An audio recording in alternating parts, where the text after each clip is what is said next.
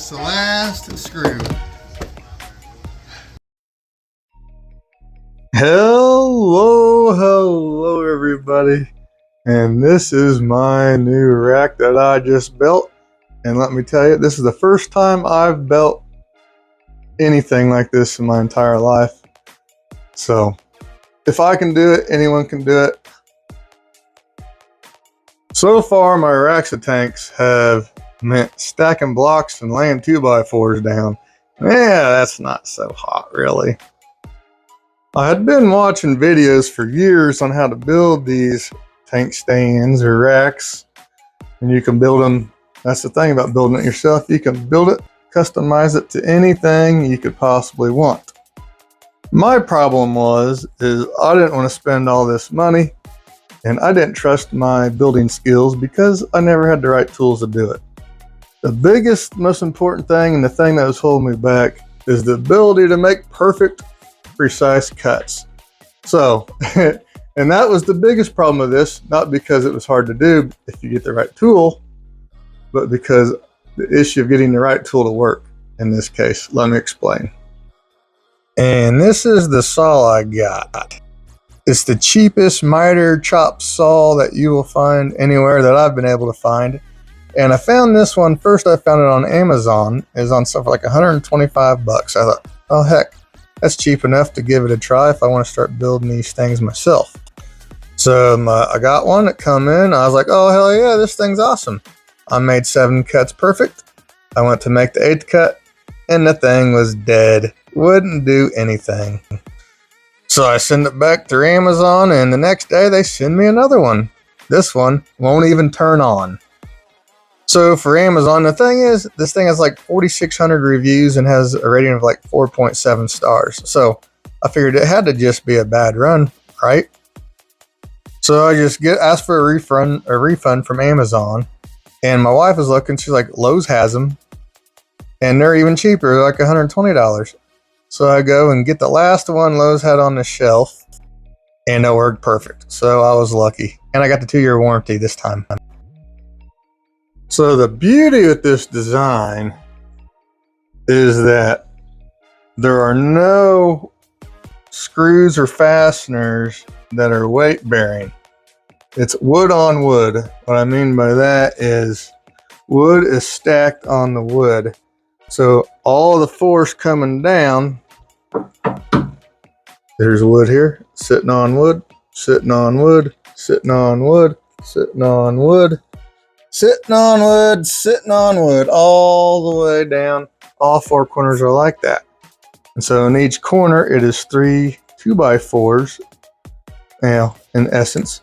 So let me show you how I did this step by step. Now I didn't take detailed videos of me actually doing it, just because I'm in no position to show anyone how to build anything. I'm just showing you how I put it together. Because like I said, I'm not a carpenter, I'm not a woodworker. This is the first time I've done anything like this. I'm just going to show you how I did it. It's so easy. So this was the first thing I did, is I made the levels. This is the first one I put together. It's roughly 4.5 foot by 3 foot. I guess the only special tool I used for this part was a square to make sure everything's lined up and at 90-degree angles in the corners. So here are the 3 levels, bottom, middle, top. With braces, I put 18 inches on center there. So I guess you call those the joists or whatever. But that's to help add additional support in the middle of the levels. And so I had to put it together in the house because it's all going to be too big to fit through the door. So I brought in one of the levels. And then this part here, you have the 4 2x4s. Now this is the most important part where you need a level. You got to make sure these 2x4s, when you attach them to the bottom there, you got to make sure those are perfectly vertical. You need those to be perfectly level and straight. So then you got to decide how high up do you want your second level to be from your first level. And then you need to cut 8 2x4s, the exact same size. And then you attach 2 to each corner. You can see here is 1. So then I put the second level on, and then I made sure it was perfectly level. And then I added on the second board to each corner in this spot here. And then once you get that done, then you do the same thing for the top level. Pretty easy. So after you put each level on, it is important to make sure it is exactly level before you screw it in. And that's the beauty of this design, is you just set the wood on there, the pre-built level, set it on there, and then you make sure it's level before you screw it in. You ain't got to have other people holding it up for you before you screw it in. I'd say that looks pretty dang good right there.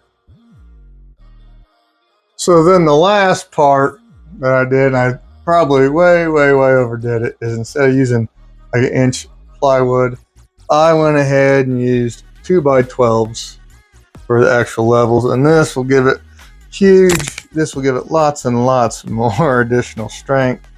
So, and all these are attached to here. You know, these are all the wood.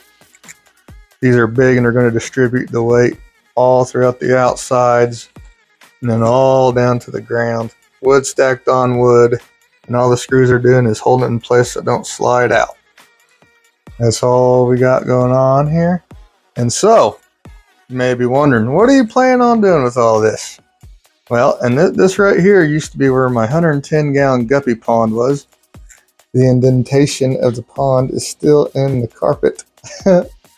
So, down here, some of you guys know about my guppies outside. I gotta have somewhere to bring those in, so I'm gonna put a 75-gallon down here at the bottom for now. And I made it. And then I'll have storage. A 75-gallon is only going to take up less than half this space. And then I'm going to have the back and all around it storage. And I made it 3 feet deep. So if I wanted to, I could put a couple 40s in here the other way, short side facing out. And then 20-gallon long, 4 20-gallon longs, short side facing out. Then probably 4 more 20-gallon long, short side facing out here for shrimp tanks. So I'm hopefully I'll have some storage down here on the bottom. 75-gallon for my guppies, the guppy line I've been working on. And then 8 spots for 20-gallon shrimp tanks. I'm pretty excited. This will be a lot of fun. I'm going to get some new shrimp I haven't done. I haven't got any new Neocaridina shrimp in over 5 years. That's hard to believe. So I'm going to get some new lines to start working on. I'm really looking forward to that. So thank you guys for watching this video about my new rack. Thanks again for watching. Bye.